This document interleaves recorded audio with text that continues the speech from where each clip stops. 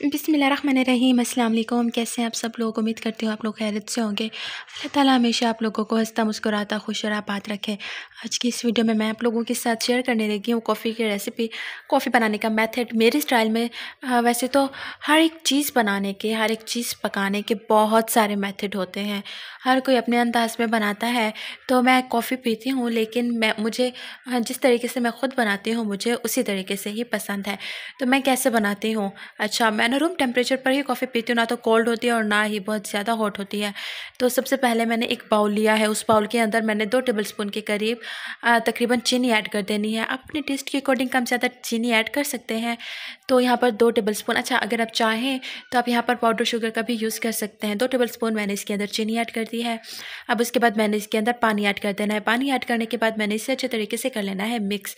और फिर उसके बाद मैंने इसके अंदर तकरीबन 2 टेबलस्पून के करीब ही मैंने इसके अंदर कॉफ़ी ऐड की है। कॉफ़ी ऐड करने के बाद मैंने इसे अच्छे तरीके से कर लेना है मिक्स।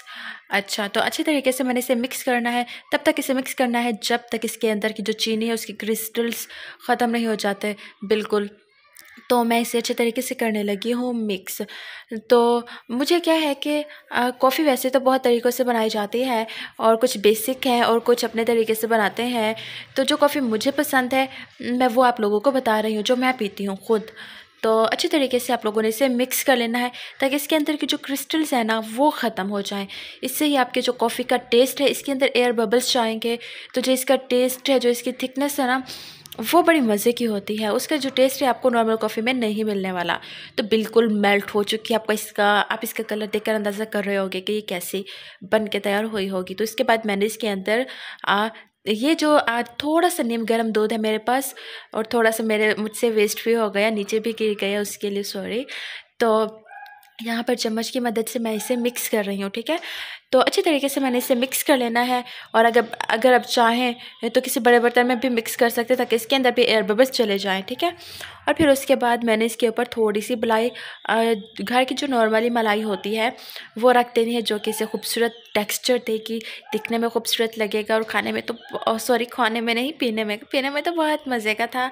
अच्छा, सर्दियाँ बहुत ज़्यादा है तो कभी कभार ज़ुबान फिसल जाती है। अगर ज़ुबान फिसल जाए तो प्लीज़ आप ना कोई माइंड मत किया करें, इंसान हो जाता है कभी कभी। तो यहाँ पर देखें कॉफ़ी बनके तैयार हो चुकी है, और मेरा दिल करे बस मैं जल्दी से इसे उठाऊँ और पी जाऊँ, क्योंकि सर्दी बहुत ज़्यादा लग रही है और कुछ मीठा खाने को भी दिल कर रहा था। जब कभी कुछ मीठा खाने को, पीने को दिल करे तो आप झटपट ऐसे ही बना ले, और वो भी बगैर आग जलाए, चूल्हा जलाए।